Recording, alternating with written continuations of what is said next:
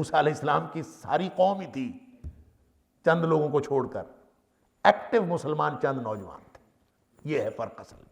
تو آمن بہ کرنے والے جو ہیں وہ پیسو مسلمان ہوتے ہیں، اور آمن لہو کرنے والے جو ہیں وہ ایکٹیو مسلمان ہوتے ہیں.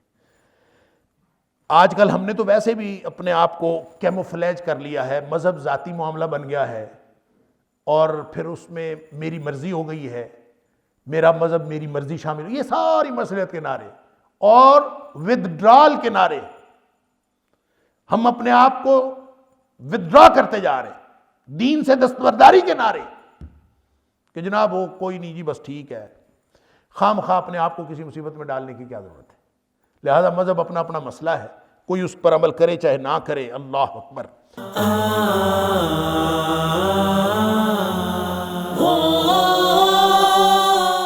کیونکہ خطرات بہت زیادہ ہیں، یہی ہمیشہ ہوتا ہے.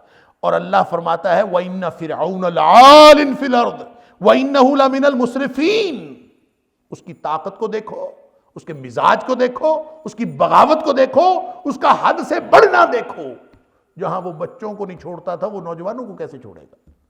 لہٰذا وہ اپنی طاقت کے گھمنڈ میں مبتلا، انا ربکم الاعلیٰ کہنے والا. اس دور میں اگر اللہ نے نوجوان دے دیے ڈٹنے والے، تو اللہ تعالیٰ ہر دور میں اپنے بندوں کو اس طرح سے طاقت عطا فرماتا رہتا ہے، اور وہ نوجوانوں کے ذریعے سے اللہ تعالیٰ طاقت دیتا ہے. وقال موسیٰ یا قوم ان کنتم آمنتم باللہ فعلیہ توکلوا ان کنتم مسلمین. اب دیکھیں قوم تو ساری تھی لیکن ڈٹنے والی نہیں تھی.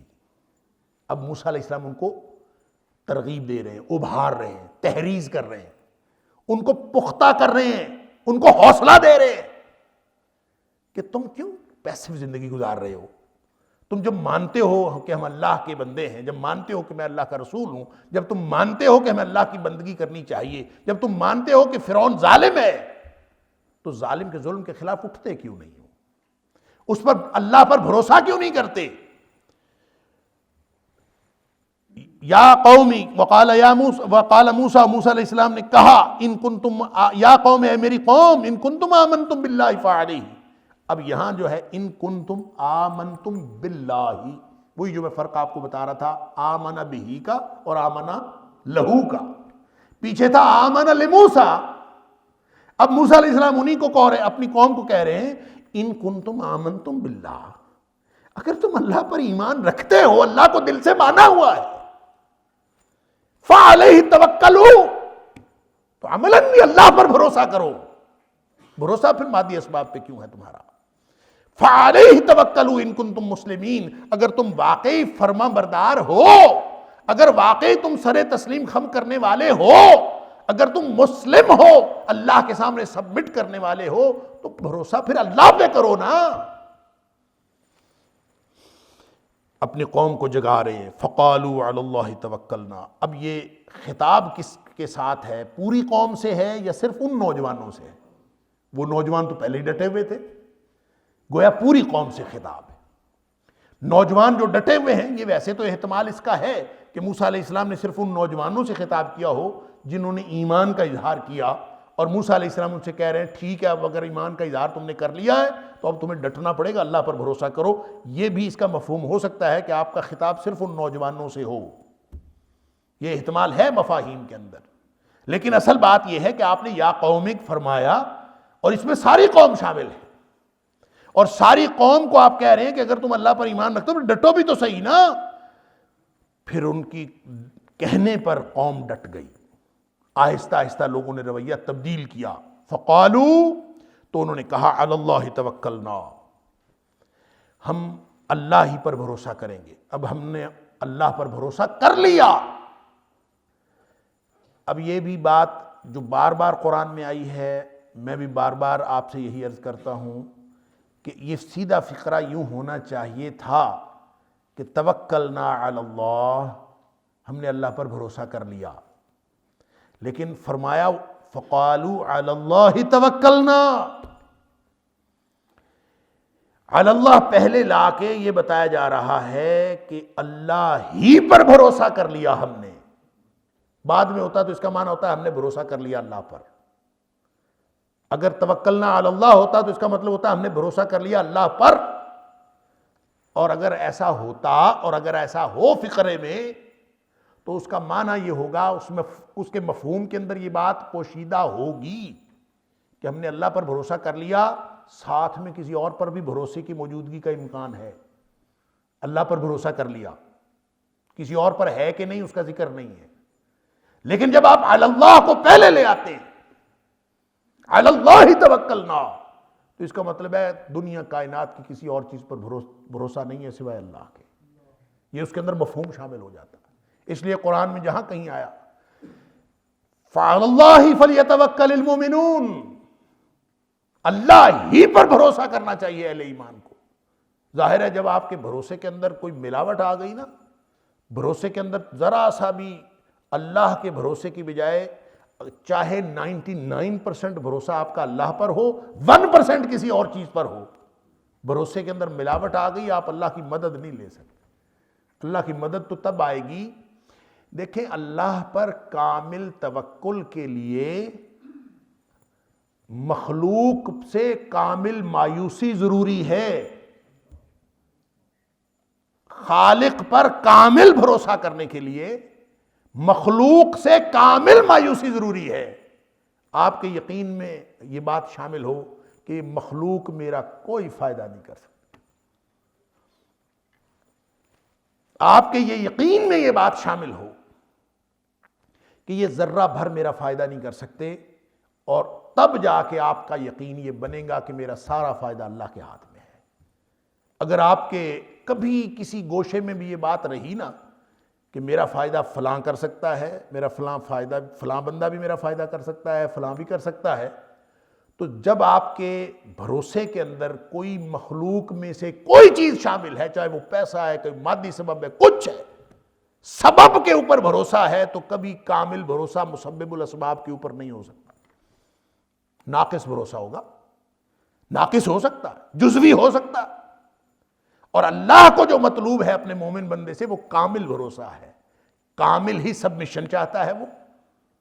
سبمیشن کہتے ہیں مسلم، اسلم یسلم، اسلام کا مطلب ہوتا ہے سبمیشن، آپ جھک جائیں۔ اسلم یسلم، اسلام کا معنی ہوتا ہے اپنے آپ کو سپرد کر دینا، اپنے آپ کو اللہ کے سپرد کرو۔ اگر یہ جزوی ہوا، یعنی اللہ کے سپرد تو کیا ہے، پورا نہیں، ہم سب یہی کر رہے ہیں اصل میں، ہم نمازیں پڑھتے ہیں، روزے رکھتے ہیں، دعائیں کرتے ہیں، سب کچھ کر رہے ہیں، تہجد بھی پڑھتے ہیں، لیکن اللہ کی ساری باتیں نہیں مانتے، کمپلیٹ سبمیشن نہیں ہے، مرضی کی باتیں مان لیتے ہیں، مرضی کی نہیں مانتے۔ اللہ اکبر، حکم اللہ کا نہیں ماننا، دعا اسی سے مانگنی، حکم نہیں ماننا اس کا، دعا مانگنی۔ اور یہ میں بالکل سویپنگلی کہہ رہا ہوں کہ یہ ہر شخص اس دھوکے میں مبتلا ہے، الا ماشاء اللہ، سوائے اس کے جس کو اللہ بچا لے سے۔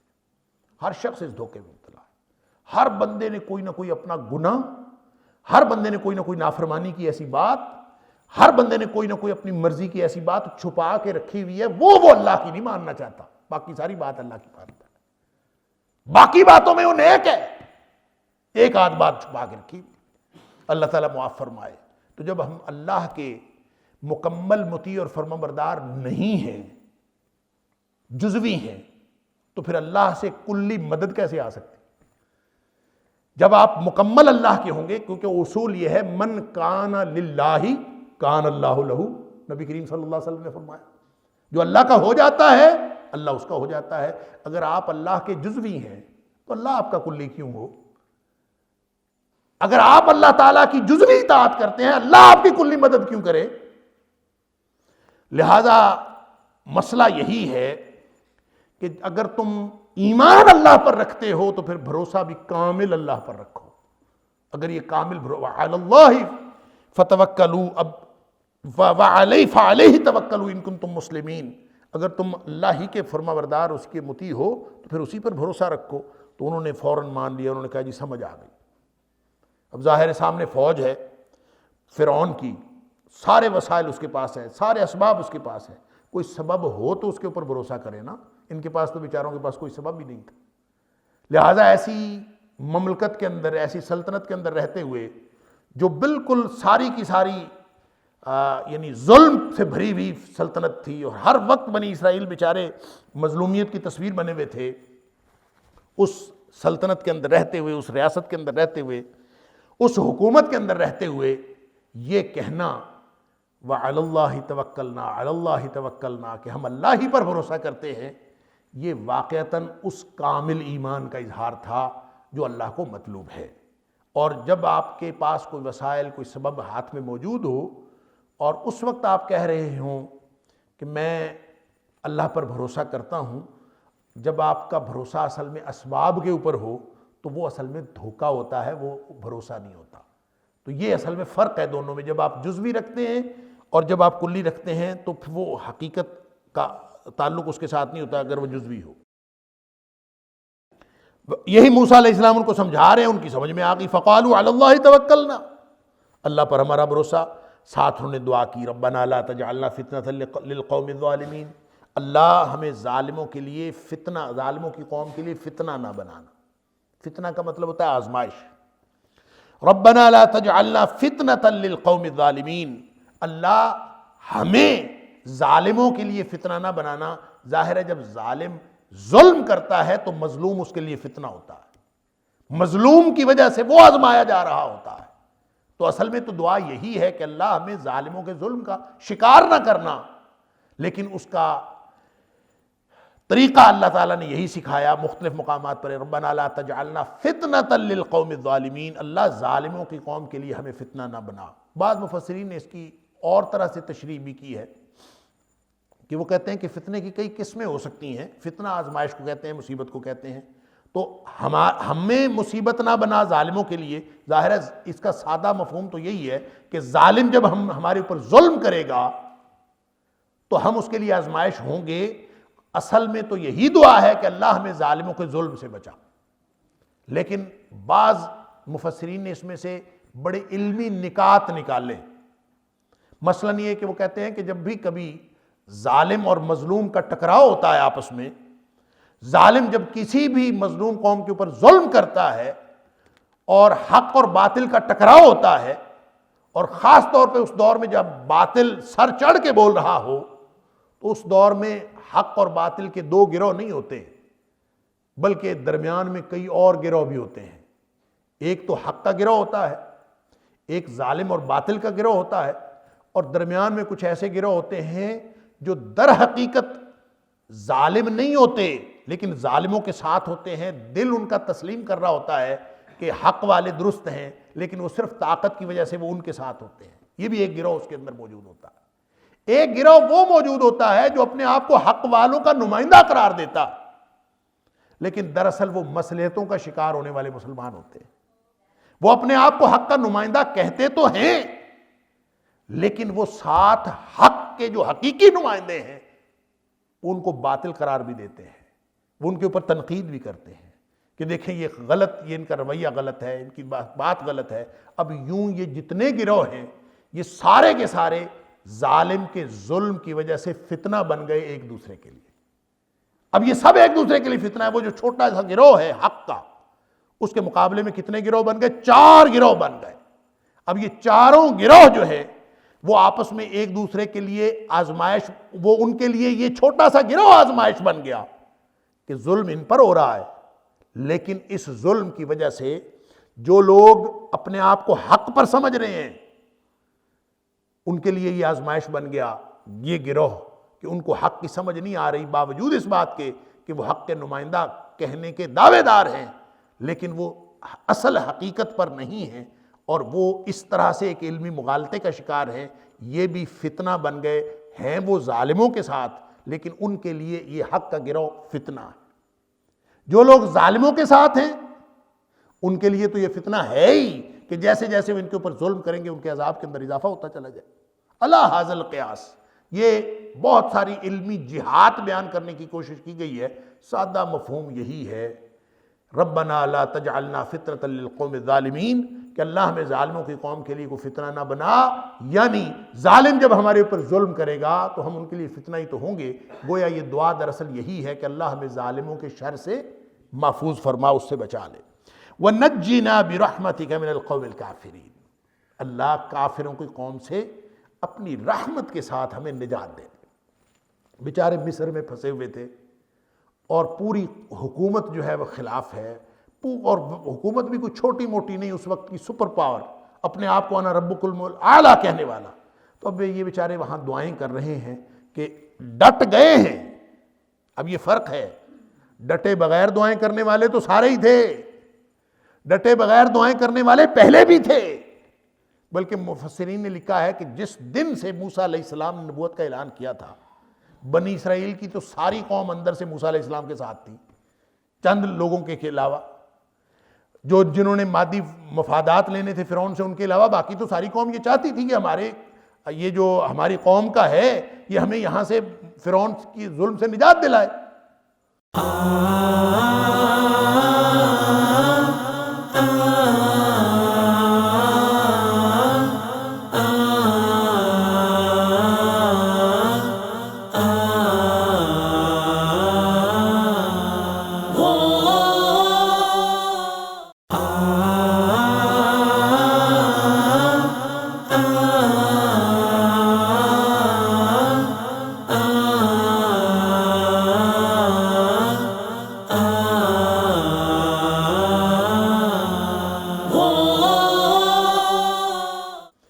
لیکن دعائیں کرتے ہیں ہم سب، ہم ڈٹتے نہیں ہیں۔ موسیٰ علیہ السلام ان کو ڈٹنے پر لا رہے ہیں کہ ڈٹ جاؤ اور اللہ پر بھروسہ کرو، اور اب جو دعا ہوگی نا وہ قبول ہو جائے گی۔ جب کوئی شخص ڈٹ جاتا ہے، نبی کریم صلی اللہ علیہ وسلم نے فرمایا لَتَأْمُرُنَّ بِالْمَعْرُوفِ وَلَتَنْهُونَ عَنِ الْمُنْكَرِ، تمہیں ہر صورت میں نیکی کا حکم دینا پڑے گا، ہر صورت میں تمہیں برائی سے منع کرنا پڑے گا، یہ تو کرنا پڑے گا، ڈٹنا پڑے گا، نہیں تو پھر اللہ کی طرف سے عذاب آ جائے گا۔ اگر تم ایسا نہیں کرو گے تو پھر اللہ کی طرف سے عذاب آ جائے گا۔ کیا عذاب آئے گا؟ کہ پھر تم اللہ سے دعائیں کرو گے، اللہ تمہاری دعائیں قبول نہیں کرے گا۔ تو دعاؤں کی قبولیت ڈٹنے کے ساتھ مشروط ہے۔ تو اب وہ صورتحال بن رہی ہے، دعائیں پہلے بھی تھیں، پہلے ڈٹے بغیر تھیں، اب ڈٹ کے ہیں۔ وَأَوْحَيْنَا إِلَىٰ مُوسَىٰ وَأَخِيهِ أَن تَبَوَّآ لِقَوْمِكُمَا بِمِصْرَ بُيُوتًا وَاجْعَلُوا بُيُوتَكُمْ قِبْلَةً وَأَقِیمُوا الصَّلَاةَ وَبَشِّرِ الْمُؤْمِنِينَ۔ اب چونکہ حالات ایسے تھے کہ اس خوف سے بھرے ہوئے ماحول میں، جہاں فرعونیوں کا، ان کے سرداروں کا ہر طرف خوف رہتا تھا، مسجدیں بنا کر مسجدوں میں جا کے کھلے عام نمازیں نہیں پڑھی جا سکتی تھی، لہٰذا ان کو اسٹریٹجی بتائی کہ تم ایسے کرو کہ آپ آج اس وقت حالات یہ نہیں ہیں کہ تم جا کے قوموں کا، فرعونیوں کی قوم کا سامنے جا کے مقابلہ کرو، لہٰذا اپنے گھروں کو ہی ایسے کر لو کہ انہی میں مسجدیں بنا لو، گھروں کے اندر ہی مسجدیں بنا لو۔ ان تبوا، ہم نے وحی کی موسیٰ علیہ السلام کی طرف، ان کے بھائی کی طرف، کہ تم ایسا کرو کہ مقرر کر لو لقومکما، اپنی قوم کو کے لیے، بمصر، مصر کے اندر، بیوتن، کچھ گھر مقرر کر لو، وجعلوا بیوتکم قبلۃ، اور جو گھر مقرر کرو بجائے اس کے کہ گھر بنانے یعنی مسجد بناؤ تو پھر گھر الگ اور مسجد الگ ہو، تم گھروں کو ہی قبلہ رو بنا لو۔ وَجْعَلُوا بُيُوتَكُمْ قِبْلَةً، اسی کو قبلے کے رخ میں بنا لو تاکہ نماز پڑھنے میں آسانی رہے، وَأَقِیمُوا الصَّلَاةَ، اور یوں نمازیں قائم کرتے رہو۔ یعنی یہ طریقہ بتایا جا رہا ہے۔ وَبَشِّرِ الْمُؤْمِنِينَ، اور اس طرح سے جو لوگ اہل ایمان طرز عمل اختیار کریں گے ان کو بشارت، خوشخبری بھی دے دیجیے۔ یہ ہم نے وحی کر دی موسیٰ علیہ السلام اور ان کے بھائی کی طرف۔ خوشخبری کس بات کی؟ وہ جو دعا مانگی تھی، وَنَجِّنَا بِرَحْمَتِكَ مِنَ الْقَوْمِ الْكَافِرِينَ، کہ اللہ کافروں کی قوم سے ہمیں نجات دے دے، ہمیں کافروں کے لیے فتنہ نہ بنا، یعنی ان کے ظلم سے ہمیں بچا لے۔ یہ جو دعا مانگی تھی اس کے بارے میں بشارت آ گئی، وَبَشِّرِ الْمُؤْمِنِينَ، جب وہ آپ کے ساتھ ہیں اور ڈٹے ہوئے ہیں تو ہاں ان کو خوشخبری دے دیجئے، اور فی الحال آپ یہ کریں کہ گھروں کے اندر نمازیں پڑھیں، گھروں کو قبلہ رخ بنا لیں۔ تو یہاں سے بھی ایک سوال یہ پیدا ہوتا ہے، کون سا قبلہ تھا، کس قبلے کی طرف؟ تو بعض لوگوں کو یہ مغالطہ ہوا ہے کہ یہ قبلہ اول تھا، یعنی مسجد اقصیٰ کی طرف کر لو، اور مسجد اقصیٰ کی طرف اس لیے وہ کہتے ہیں قبلہ اول جو تھا یہی ہے، یعنی بیت بیت المقدس جس کو ہم کہتے ہیں یا مسجد اقصیٰ کہتے ہیں، اسی کو قبلہ اول کہتے ہیں۔ حقیقت بات یہ ہے کہ نبی پاک صلی اللہ علیہ وسلم فرمائے، بخاری شریف کی حدیث ہے کہ پہلا گھر جو بنایا گیا ہے وہ مسجد اقصیٰ نہیں ہے بلکہ وہ بیت اللہ ہے، کعبۃ اللہ ہے۔ اور یہ بات اللہ تعالیٰ نے قرآن میں بھی فرمائی، ان اول بیت وضع للناس، سب سے پہلا گھر جو بنایا گیا ہے وہ یہی ہے، بیت الذی ببکہ، جو مکہ میں ہے۔ ہم پڑھا ہے یہ پوری بحث۔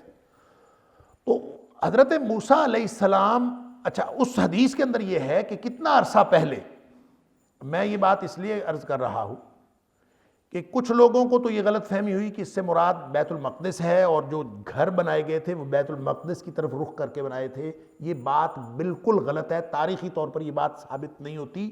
حضرت موسیٰ علیہ السلام نے جو گھر بنوائے تھے وہ بیت اللہ ہی کے رخ پر بنائے تھے۔ اس کو ثابت کرنے کے لیے بعض مفسرین نے لکھا ہے کہ اس کی وجہ یہ ہے کہ بیت المقدس تو اس وقت بنا ہی نہیں تھا، وہ تو حضرت سلیمان علیہ السلام نے بنایا، اور سلیمان علیہ السلام کا زمانہ جو ہے وہ کوئی حضرت موسیٰ علیہ السلام کے کوئی 700-800 سال بعد کا ہے، بلکہ 1000 سال بعد کا ہے۔ لہٰذا جو 1000 سال بعد بنا ہے اس کی طرف کیسے قبلہ روح ہو سکتے ہیں؟ یہ میں عرض کر رہا ہوں، یہ مفسرین کی رائے ہے، اور یہ درست بھی ہے اس اعتبار سے کہ بیت اللہ جو کعبۃ اللہ ہے اس کی طرف رخ کیا گیا تھا، نہ کہ بیت المقدس کی طرف، مسجد اقصیٰ کی طرف۔ یہ ایک تو بات یہ درست ہے۔ لیکن ایک بات، جب ہم بخاری شریف کی اس حدیث کو دیکھتے ہیں جس میں نبی کریم صلی اللہ علیہ وسلم سے پوچھا گیا کہ سب سے پہلے کون سا گھر بنا، اور قرآن بھی کہتا ہے اول بیت وضع للناس الذی ببکہ، کعبۃ اللہ بنا، تو اس حدیث میں یہ ہے کہ دونوں، اس کے بعد کون سی مسجد بنی تو بتایا مسجد اقصیٰ، نبی پاک صلی اللہ علیہ وسلم بیت المقدس بنا، اور پوچھا گیا کہ ان دونوں کے درمیان میں کتنی مدت ہے، نبی پاک صلی اللہ علیہ وسلم 40 سال، دونوں کا فرق 40 سال کا ہے۔ لہٰذا اگر ہم اس بات کو تسلیم کر لیں مفسرین کی کہ بیت المقدس اس وقت بنا ہی نہیں تھا اور وہ 1000 سال بعد بنا ہے اور بیت اللہ بنا ہوا تھا، تو پھر بیت اللہ کی تعمیر اور مسجد اقصیٰ کی تعمیر کے درمیان میں 40 سال کا فاصلہ نہیں رہتا، وہ تو ہزاروں سال کا بن جاتا یا صدیوں کا بن جاتا، اور پھر وہ بخاری شریف کی یہ بات درست نہیں رہتی، جو کہ یقیناً درست ہے کہ حدیث صحیح ہے اور نبی پاک صلی اللہ علیہ وسلم نے یہ بات فرمائی ہے۔ تو اس کا مطلب یہ ہوا کہ بیت المقدس تعمیر کے اعتبار سے، اولن تعمیر کے اعتبار سے تو بیت اللہ سے 40 سال بعد ہی تعمیر ہوا ہوگا، لیکن جس وقت حضرت موسیٰ علیہ السلام موجود تھے، جس طرح مرور زمانہ کے تحت کعبۃ اللہ کو کئی بار تعمیر کیا گیا ہے، اور یہ مٹی کے ڈھیروں اور ریت کے نیچے چلا جاتا تھا اور معدوم ہو جاتا تھا، اور دوبارہ پھر اس کو تعمیر کیا گیا، اور حضرت ابراہیم علیہ السلام کے دور میں جب اماں ہاجرہ کو ننھے اسماعیل کے ساتھ یہاں چھوڑا گیا تو بیت اللہ اصلاً موجود نہیں تھا، اور بعد میں ابراہیم علیہ السلام اور اسماعیل علیہ السلام نے تعمیر کیا، جبکہ اصل میں تعمیر کے اعتبار سے اس سے پہلے بھی تھا، اور اس وقت یہ مٹی کے نیچے دبا ہوا تھا۔ تو اسی طرح سے حضرت سلیمان علیہ السلام نے تعمیر تو کیا بیت المقدس کو، لیکن وہ پہلی تعمیر نہیں تھی، بلکہ وہ دوبارہ تعمیر کی گئی، جس طرح کعبۃ اللہ کئی دفعہ تعمیر ہوا، اور بعض روایتوں میں ہے کہ 11 دفعہ، یعنی اس وقت جو بیت اللہ کی تعمیر ہمارے سامنے موجود ہے یہ 11ویں دفعہ ہے۔ لہٰذا اسی طرح بیت المقدس کی تعمیر بھی ہو سکتی ہے۔ تو یوں یہ مغالطہ حل ہو جاتا ہے۔ بخاری شریف کی حدیث اپنی جگہ پہ صحیح ہے، اور مفسرین کا یہ نقطہ نظر اپنی جگہ پہ درست ہے کہ حضرت موسیٰ علیہ السلام جس طرف اشارہ کرتے تھے، جس طرف انہوں نے کہا تھا قبلہ رو ہو کے آپ گھر بنائیں، وہ قبلہ رو بیت اللہ تھا، کعبۃ اللہ تھا، بیت المقدس نہیں تھا۔ وَأَقِیمُوا الصَّلَاةَ، اور یوں نمازیں پڑھتے رہو۔ یہ بالکل وہی اسٹریٹجی ہے جو نبی کریم صلی اللہ علیہ وسلم نے مکہ کے اندر جاری رکھی۔ آپ مختلف گھروں میں نمازیں پڑھتے تھے، اور حضرت عمر فاروق رضی اللہ تعالیٰ عنہ کے اسلام لانے تک مسجد حرام میں بھی جا کے نماز نہیں پڑھی گئی، بلکہ دار ارقم کو مرکز بنایا ہوا تھا اور مختلف گھروں کو بنایا ہوا تھا۔ یہ وہی اسٹریٹجی گویا اللہ تعالیٰ نے حضرت موسیٰ علیہ السلام کو بتائی۔ وَقَالَ مُوسَىٰ رَبَّنَا إِنَّكَ آتَيْتَ فِرْعَوْنَ وَمَلَأَهُ زِينَةً وَأَمْوَالًا فِي الْحَيَاةِ الدُّنْيَا۔ اب یہاں پہ موسیٰ علیہ السلام بھی ایک دعا کرتے ہیں، یعنی حالات ہے نا، مغلوبیت کی انتہا ہے مادی اسباب سے، مادی حوالوں سے مغلوبیت کی انتہا تھی۔ اب اندازہ کیجئے کس طرح کے حالات ہوں گے جب موسیٰ علیہ السلام یہ فرما رہے ہیں کہ ربنا وقال موسیٰ، اور موسیٰ علیہ السلام نے فرمایا ربنا، اے ہمارے رب، انکا، بے شک تو نے، آتیتا فرعون وملأہ، تو نے فرعون اور اس کے سرداروں کو زینتاً و اموالاً فی الحیات الدنیا، دنیاوی زندگی کے مال اور آرائش ہر چیز ہی دے رکھی، یعنی سارے اسباب ان کے پاس، سارا کچھ ہی ان کے پاس۔ ربنا لیضلوا عن سبیلک، اللہ تو نے اس لیے دیا ہے یہ تیرے رستے میں رکاوٹ بنے، لوگوں کو اس مال کے ذریعے سے، اس اقتدار کے ذریعے سے، اس شہرت کے ذریعے سے، لیضلوا عن سبیلک، یہ ساری سازشیں ان کی، ساری ظاہری اور باطنی دشمنی ان کی، یہ لوگوں کو اللہ کے راستے سے ہٹانے کے لیے ہے۔ اللہ تو کیسا بے نیاز ہے، ربنا لیضلوا عن سبیلک، کیا تیرے ہی راستے سے ہٹانے کے لیے تیرا ہی دیا ہوا مال، تیرا ہی دیا ہوا اقتدار وہ استعمال کر رہے ہیں؟ یہ اللہ تو نے کیا کیا؟ یعنی یہ گویا ایک شکایت کا انداز ہے، اور جو دعا کی صورت میں حضرت موسیٰ علیہ السلام کر رہے ہیں کہ ربنا، اے ہمارے رب، انکا آتیت فرعون وملأہ زینۃ واموالا فی الحیات الدنیا، اللہ دنیاوی زندگی میں تو نے کیا کچھ ان کو عطا کیا، ہر طرح کی آرائش، ہر طرح کا مال، ربنا لیضلوا عن سبیلک۔ اللہ اکبر، یہ گویا تمہید باندھ کے نا کہ ہم کمزور ہیں، ہمارا دشمن بڑا مضبوط ہے، پھر اللہ سے مانگتے کیا ہیں؟ ربنا اطمس علی اموالہم واشدد علی قلوبہم، اللہ ان کے مالوں کو مٹا دے، بھسم کر دے ان کے مالوں کو، واشدد علی قلوبہم، اللہ ان کے دلوں کے اوپر سختی طاری کر دے۔ اللہ اکبر، کتنے اکتائے ہوں گے حضرت موسیٰ علیہ السلام اس ماحول میں کہ ایک نبی جس کا ہر لمحہ مطمع نظر یہ ہوتا ہے کہ قوم بچ جائے، جہنم سے بچ کر جنت میں جانے والی بن جائے، جب وہ بد دعا کرتا ہے کسی قوم کے لیے تو وہ گویا کس طرح کی انتہا ہوگی۔ بالکل ایسے ہی جیسے نوح علیہ السلام کا ذکر پیچھے اللہ تعالیٰ نے فرمایا، نوح علیہ السلام نے بھی 950 سال تبلیغ کے بعد جا کے یہ دعا کی کہ اللہ اس کو بیڑا غرق کر دے، ان کا یہ قوم سدھرنے والی نہیں۔ اسی طرح موسیٰ علیہ السلام بھی اللہ تعالیٰ سے دعا کر رہے ہیں ربنا اطمس، اللہ غارت کر دے، مٹا دے، علی اموالہم، ان کے مالوں کو، واشدد علی قلوبہم، اللہ ان کے دلوں کو کے اوپر سختی طاری کر، دلوں کو سخت بنا۔ کیوں؟ نرم دل جو ہوتا ہے وہ ایمان لانے کا امکان ہوتا ہے، اور دلوں کی سختی یہ لعنتی دل کی علامت ہے۔ سخت دل وہ ہوتا ہے جس کے اوپر لعنت ہوئی ہوئی ہو۔ اللہ تعالیٰ فرماتا ہے کہ فَبِمَا نَقْضِهِمْ مِيثَاقَهُمْ لَعَنَّاهُمْ، انہوں نے وعدہ توڑا، ان کے وعدہ توڑنے کی وجہ سے ہم نے ان کے اوپر لعنت کر دی۔ وَجَعَلْنَا قُلُوبَهُمْ قَاسِيَةً، اور لعنت کا سب سے پہلا سبب یہ ظاہر ہوا کہ ہم نے ان کے دلوں کو سخت کر دیا۔ لہٰذا دلوں کی سختی، یہ قساوت قلبی جس کو ہم کہتے ہیں، یہ اصل میں اللہ تعالیٰ کی لعنت کا سبب ہوتی ہے، اللہ کی لعنت کی وجہ سے ہوتی ہے، اور یہ اللہ کی لعنت کا سبب، اور جو لعنتی دل ہوتا ہے اس کا دل سخت ہوتا ہے۔ اللہ تعالیٰ معاف فرمائے۔ اور حضرت موسیٰ علیہ السلام دعا یہ کر رہے ہیں کہ واشدد علی قلوبہم، اللہ ان کے دلوں کے اوپر سختی طاری کر دے۔ اب سختی طاری ہوگی تو کیا ہوگا؟ اب وہ ایمان تو لا نہیں سکیں گے۔ فرمایا فلا یؤمنوا، اللہ یہ کبھی ایمان نہ لائے، حتی یروا العذاب العلیم، جب تک کہ تیرا دردناک عذاب یہ نہ دیکھ لے، اس وقت تک ان کو ایمان لانے کی توفیق ہی نہ ہو۔ گویا دیکھ کر جو ایمان لاتا ہے وہ تو ایمان ہوتا ہی کوئی نہیں ہے۔ ایمان تو نام ہی بالغیب کا ہے، الذین یؤمنون بالغیب۔ اگر دیکھے بغیر کوئی ایمان نہیں لاتا اور پھر دیکھ کے لاتا ہے تو وہ تو ایمان ہی نہیں ہے، وہ قابل اعتبار نہیں ہے۔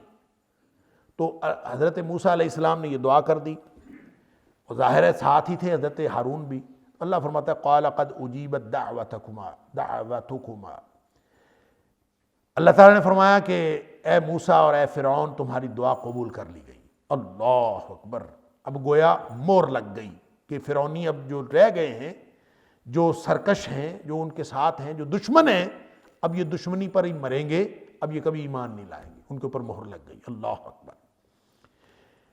قال قد اجیبت دعوتکما، فرمایا کہ تمہاری دعا تو قبول ہو گئی دونوں کی، فاستقیما، اب تم دونوں بھی ڈٹے رہنا، قائم رہنا بھی اس بات پر۔ کیا مطلب ہے اس کا؟ اس کے کئی مفاہیم ہو سکتے ہیں۔ ایک تو یہ کہ تمہاری دعا قبول ہو گئی ہے، اب وہ تمہاری دشمنی کی انتہا کریں گے، اب تمہیں ڈٹنا پڑے گا۔ دوسری بات یہ ہے کہ کبھی کوئی موقع آئے تو تمہارے دل میں رحم نہ آ جائے کہ یا اللہ ان کو بخش دے، اب تم بھی ڈٹے رہنا، اللہ نے تو تمہاری دعا قبول کر لی۔ اور انسان تقاضۂ بشری کے تحت بعض اوقات دشمن کے لیے بھی دعا کرتا ہے، اور اس کے لیے بھی کرتا ہے جس کے لیے بد دعا کر بیٹھا ہوتا ہے۔ تو اللہ فرماتا ہے تمہاری دعا تو قبول ہو گئی ہے، فاستقیما، اب تم دونوں نے بھی ڈٹے رہنا ہے، ان پر قائم رہنا دونوں۔ وَلَا تَتَّبِعَانِ سَبِيلَ الَّذِينَ لَا يَعْلَمُونَ، اور تم دونوں جاہل لوگوں کے راستے پر نہ چلنا، وَلَا تَتَّبِعَانِ، اور ہرگز پیروی نہ کرنا، سبیل الذین لا یعلمون، ان لوگوں کے راستے کی جو نہیں جانتے، یعنی جاہل لوگوں جیسا کام نہیں کرنا کہ کبھی کچھ اور کبھی کچھ۔ اب جو بات ہو گئی ہے، بات طے ہو گئی۔ اللہ وجاوزنا ببنی اسرائیل البحر فاتبعهم فرعون وجنودہ بغیا وعدوا، پس ہم نے گزار دیا، عبور کروا دیا، وجاوزنا، پار لگا دیا، ببنی اسرائیل البحر، بنی اسرائیل کو سمندر سے۔ اب یہ پوری کہانی لپیٹ کے ہمیں کرکس بتایا جا رہا ہے۔ اب دعا چونکہ قبول ہو گئی تھی، فاتبعهم فرعون، اب یہ بنی اسرائیل کو ہم نے پار لگا دیا، فاتبعهم فرعون وجنودہ، انہی کے پیچھے چلے فرعون اور ان کے لشکر، بغیا وعدوا، ان کے پاس چونکہ طاقت تھی لہذا پوری سرکشی کے ساتھ اور دشمنی کا پورا جذبہ لیتے ہوئے وہ جب چلے ہیں تو پوری بھرپور دشمنی کے ساتھ، پوری سرکشی کے ساتھ، اس لیے کہ آدمی کے پاس طاقت بھی ہو اور کمزور دشمن ہو تو طاقت کے نشے میں آدمی جب جنگ کرنے کے لیے نکلتا ہے تو اس کی دشمنی بھی عروج پر ہوتی ہے، اس کی سرکشی اور بغاوت بھی عروج پر ہوتا ہے۔ اور اسی طرح سے فرعونی نکلے ہیں، ان کو ڈر ہی کس چیز کا تھا؟ اللہ اکبر۔ وہ بیچارے جو بنی اسرائیلی ہیں وہ آگے سے، یعنی وہ تو نکل کے جا رہے تھے نا، وہ تو آگے سمندر آ گیا تو بیچارے کیا کریں۔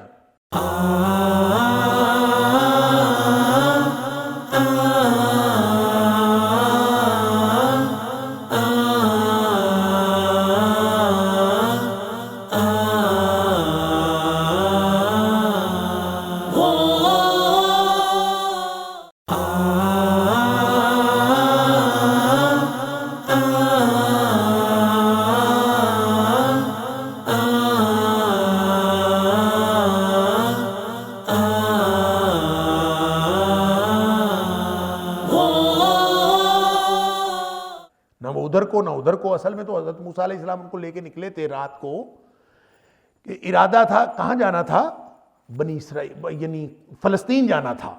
اور فلسطین جانے کے لیے ان کا خیال یہ تھا کہ یہ جو بحیرہ قلزم ہے، اس کے جو لیفٹ سائڈ، یہ آگے سے دو دھاری ہو جاتا ہے، نقشے میں آپ دیکھیں اگر تو کئی دفعہ میں نے سمجھانے کی کوشش کی ہے کہ موسیٰ علیہ السلام جا کدھر رہے تھے، اصل میں وہ فلسطین جانا چاہتے تھے۔ اور فلسطین جانے کے لیے یہ جو بحیرہ عرب ہے نا، یہ بحیرہ عرب سے ہی یہ بحیرہ احمر نکلتا ہے، بحیرہ احمر کو ہی بحیرہ قلزم کہتے ہیں۔ یہ چھوٹا سمندر ہے، یہ آگے جا کے دو حصے ہو جاتا ہے، ایک ادھر ایک ادھر، اور اسی مقام کو مجمع البحرین بھی کہا گیا کہ دو سمندروں کو ملنے کی جگہ، جہاں موسیٰ علیہ السلام کو کہا تھا کہ خضر سے ملاقات ہوئی۔ تو یہ جو حصہ ہے قلزم والا، اس کے اندر سے اس کو کہتے ہیں سویز، کیونکہ اس کے آخر پہ ایک ہے خلیج سویز، اس کو کہہ دیتے ہیں، اس کو خلیج عقبہ کہہ دیتے ہیں۔ یہ دو خلیجیں بن جاتی ہیں اور آگے جا کے یہ بند ہو جاتا ہے، بس اس سے آگے یہ سمندر نہیں چلتا۔ یہ الگ بات ہے کہ درمیان میں سے انہوں نے نہر سویز نکالی ہے، جو میڈیٹرینین سی، جس کو بحر متوسط کہتے ہیں، اس کو ساتھ ملانے کے لیے اور اپنا فاصلہ کم کیا ہوا ہے۔ یہ خیر ایک لمبی جغرافیہ کی بات ہے، میں صرف یہ عرض کرنا چاہتا ہوں کہ جو خلیج سویز ہے نا، یہ آگے سے جا کے بند ہے۔ موسیٰ علیہ السلام مصر سے نکلے تھے اور ان کا خیال یہ تھا کہ خلیج سویز کے اوپر سے ہو کے انہوں نے سیدھے جانا تھا اور پہنچنا تھا فلسطین، اور فلسطین کا راستہ لیا تھا۔ لیکن وہ پہاڑوں کا پہاڑی راستہ تھا اور وہ سارا علاقہ پہاڑی علاقہ ہے، تو ویسے بھی رات تھی، تو یہ اصل میں ادھر کو جانے کی بجائے ان کا رخ سیدھا سمندر کی طرف ہو گیا، اور جب یہ پہنچے ہیں تو بالکل کنارہ تھا۔ اب ظاہر ان کے پاس ہوائی جہاز اور جیپیں وغیرہ تو تھی نہیں کہ یہ ادھر سے ہو کے، اب یہ لمبا سفر تھا اور سامنے سمندر ہے، پیچھے سے وہ فوج آ گئی. اب اس وقت ان کو پریشانی ہوئی کہ ہم اب کیا کریں. تو فرعونی تو اپنے پوری بغیم و عدون آ رہے تھے کہ ہم نے تو ان کو آگے سمندر آگے انہوں نے جانا کدھر ہے. اب ان کو بھی جب پیچھے سے فرعونی نظر آ رہے تھے، سامنے سمندر نظر آ رہا تھا، تو انہوں نے بھی سمجھا کہ آپ انا لمدرکون، قرآن کہتا ہے کہ یہ تو کہتے تھے انا لمدرکون، ہم تو پکڑے گئے، ہم تو مارے گئے، ہم تو کوئی حل نہیں ہے. ادھر ان کی سرکشی، ان کی دشمنی، ادھر یہ بیچارے پریشان. لیکن اللہ تعالیٰ نے ان کو سمندر سے پار نکال دیا. جب حضرت موسیٰ علیہ السلام نے فرمایا کہ ان معی ربی سیہدین، تم پریشان نہ ہو، میرا اللہ میرے ساتھ ہے اور وہ یقیناً کوئی نہ کوئی راستہ نکالے گا. سیہدین، مجھے کوئی راستہ ضرور دے گا. لہذا اللہ نے فرمایا کہ عصا مارو، سمندر کے اوپر عصا مارا، راستہ بن گیا. راستہ بنائی، اس میں سے نکل گئے. بس اتنا فرق پڑا کہ یہ دوسرے کنارے پہ پہنچے ہیں تو فرعون پچھلے کنارے پہ پہنچ گئے. انہوں نے دیکھا موج لگی ہوئی ہے، راستہ بنا ہوا ہے، تو وہ بھی پیچھے. فَأَتْبَعَهُمْ فِرْعَوْنُ وَجُنُودُهُ بَغْيًا وَعَدْوًا، وہ بھی پوری سرکشی کے ساتھ اس کے پیچھے سمندر میں گھسے ہی تھے. حَتَّى إِذَا أَدْرَكَهُ الْغَرَقُ، ان کو ڈبکی نے آ لیا. اللہ اکبر، فوراً غرق ہو گئے. جو ہی ان کو ڈبکی نے آ لیا، ان کو یعنی غرق ہو گئے. قال، ایک ہی ڈبکی لگی. ادرکہ الغرق، ایک ڈبکی لگی تو پھر باہر نکلا ہوگا. قالت، اس نے کہا، آمنت، میں ایمان لے آیا، انہ لا الہ، اس بات پر کہ کوئی الہ نہیں، الا الذی، سوائے اس ذات کے، آمنت بہ بنو اسرائیل، جس پر بنو اسرائیل ایمان لائے ہیں، اس کے علاوہ کوئی الہ نہیں، میں بھی اس پر ایمان لاتا ہوں. وَأَنَا مِنَ الْمُسْلِمِينَ، اور میں مسلمانوں میں سے ہوں، مطیع اور فرمانبردار لوگوں میں سے ہوں. اعلان کر دیا اس نے. یہ وہی بات تھی جو حضرت موسیٰ علیہ السلام نے دعا کی تھی نا، فَلَا يُؤْمِنُوا حَتَّى يَرَوْا الْعَذَابَ الْأَلِيمَ، کہ اللہ عذاب دیکھے بغیر یہ مومن نہ ہو. عذاب دیکھ کے تو مومن ہوتا ہی نہیں، لہذا وہ کوئی فائدہ ہی نہیں ہوا اس کا. فرمایا الآن، کہ اب، الآن، الآن اس کا مجموعہ ہے، الآن، کیا اب، وقد عصیت قبل، اس سے پہلے تو نافرمانی کرتا تھا. وکنت من المفسدین، اور تو فسادیوں میں سے تھا اور تو نے یہ سارا کام کیا، لہذا آج تیرا ایمان قبول نہیں ہے. فَالْيَوْمَ نُنَجِّيكَ بِبَدَنِكَ، آج تیرے بدن کو ہم بچا لیں گے، محفوظ رکھیں گے. لِتَكُونَ لِمَنْ خَلْفَكَ آیَةً، تیرے پیچھے جو لوگ آنے والے ہیں تاکہ تیرا بدن ان کے لیے نشانی بن جائے. لِتَكُونَ، تاکہ ہو، لمن خلفک، جو تیرے بعد آنے والے ہیں، آیتن، تیرا بدن ان کے لیے نشانی بن جائے. لہذا وہ کہتے ہیں کہ جب 2-4 ڈبکیاں لگیں اور وہ مر گیا تو بنی اسرائیلیوں کو تو یقین ہی نہیں آ رہا تھا کہ فرعون مر گیا ہے. اب اس طرح کا ظالم اور سرکش ہو اور ان کے آنکھوں کے سامنے مر جائے تو کس کو یقین آتا ہے کہ یہ اب اللہ تعالیٰ نے اس کو اس سمندر کو حکم دیا کہ اس کی لاش باہر پھینک، اور اس کی لاش باہر آ گئی. بعض مفسرین نے لکھا ہے کہ وہ اس کا پورا بدن بالکل محفوظ تھا، البتہ ناک کا ایک حصہ جو ہے مچھلی نے کھا لیا تھا. اور اس میں بھی ایک عبرت کی بات تھی کہ ناک جو ہے وہ عام طور پہ عزت کی اور تکبر کی علامت سمجھی جاتی ہے، تو اللہ تعالیٰ نے اس کا تکبر یوں خاک میں ملایا کہ ناک اس کی کٹ گئی تھوڑی سی اور باقی پورا بدن محفوظ رکھا. اور کہتے ہیں کہ آج بھی قاہرہ کے عجائب گھر میں، جو مصر کا شہر ہے، اس میں اس کی یہ اب بھی پڑی ہوئی ہے. اس کو فرعون کی ممی ہم کہتے ہیں، یعنی اس کی ڈمی بنا کے اس کا یعنی جو اس کی جو میت ہے، اس کی اپنا جسم، اس کو حنوط کر کے رکھا گیا. اچھا، یہ اللہ تعالیٰ نے کیسے رکھا، اس کو کیسے محفوظ رہا؟ یہ تو اہرام مصر کی کھدائی ہوئی تو اس میں سے وہ نکلا. اور فرعون تو ہر جو مصر کا بادشاہ ہے اس کو فرعون کہا جاتا ہے، ان کا لقب تھا. لیکن یہ خاص فرعون جو حضرت موسیٰ علیہ السلام کے سامنے تھا اور موسیٰ علیہ السلام کے دور میں وہ غرقاب ہوا، اس فرعون کا نام رامسیس کہتے ہیں کہ وہ تھا. اور جب یہ اہرام مصر کی کھدائی ہوئی ہے اس کے دوران یہ نکلا، اور اس کے ساتھ کوئی تحریر بھی تھی جس کے ذریعے سے پتہ چلا کہ یہ وہی ہے، اور وہ آج تک ساری دنیا کے سامنے ہے. لیکن سامنے ہے بھی تو فرق کیا پڑتا ہے؟ اگر فرعون مرا ہوا قبر میں ہوتا یا کہیں مٹی میں دفن ہو جاتا، ختم ہو جاتا تو، یا آج اس کی لاش سامنے پڑی ہے تو ہمیں فرق کیا پڑتا ہے؟ ہم نے کون سا نشانیوں سے عبرت پکڑنی ہے؟ یہ تو ان کو فرق پڑتا ہے نا جو نشانیوں سے عبرت پکڑے. اللہ فرماتا ہے کہ تیرے بدن کو ہم محفوظ رکھیں گے لِتَكُونَ مَنْ خَلْفَكَ آیَةً، تاکہ وہ تیرے بعد جتنے لوگ بھی آنے ہیں لِتَكُونَ لِمَنْ خَلْفَكَ آیَةً، وہ نشانی بنے. اس سے فائدہ کیا ہوا؟ ساتھ اللہ نے فرما دیا وَإِنَّ كَثِيرًا مِنَ النَّاسِ عَنْ آیَاتِنَا لَغَافِلُونَ، لوگوں کی اکثریت ہماری نشانیوں کی طرف توجہ کوئی نہیں دیتی. وَإِنَّ كَثِيرًا مِنَ النَّاسِ، اور لوگوں کی اکثریت، بے شک لوگوں کی اکثریت عن آیاتنا، ہماری آیتوں سے لغافلون، غافل ہیں لوگ، دیکھتے ہی نہیں ہیں. وگرنہ نشانیاں اللہ کی اکیلی یہ تھوڑی نشانی ہے کہ فرعون کی بدن کو اللہ نے محفوظ کیا اور یہ قرآن کی سچائی کی دلیل، موسیٰ علیہ السلام کی سچائی کی دلیل، نبی اکرم صلی اللہ علیہ وسلم کی سچائی کی دلیل، اور کتنی نشانیاں ہیں اس کے اندر. اور اس بات کی نشانی بھی ہے کہ موسیٰ علیہ السلام کو اسی سمندر نے یا دریا نے، وہ کہتے ہیں وہ تو دریائے نیل تھا، جس میں موسیٰ علیہ السلام کو تابوت میں ڈال کے ننھا نومولود موسیٰ علیہ السلام، بالکل کمزور نومولود بچہ، انسان کا بچہ جتنا کمزور ہوتا ہے پیدا ہونے کے بعد، پوری مخلوقات میں سے کسی کا بچہ اتنا کمزور نہیں ہوتا اور بے بس نہیں ہوتا. اور اگر کوئی اوپر سے ماں باپ اس کو نہ سنبھالے تو اس کی تو موت واقع ہو جائے. اس نومولود کو جو بے بسی کی انتہا ہے، صرف انسانوں میں سے نہیں ساری مخلوقات میں سے، اس کو تابوت میں ڈالا اور دریا نے اس کو نہیں ڈبویا اور وہ محفوظ رہا. اور فرعون جو اپنی طاقت کی انتہا پہ تھا، جو کمزوری کی انتہا پہ تھا، وہ محفوظ رہا. جو طاقت کی انتہا پہ تھا وہ محفوظ نہیں رہا، وہ مر گیا اور وہ غرق ہو گیا اپنے پورے لاؤ لشکر کے ساتھ. اور کیسی نشانی تم نے اللہ سے لینی ہے؟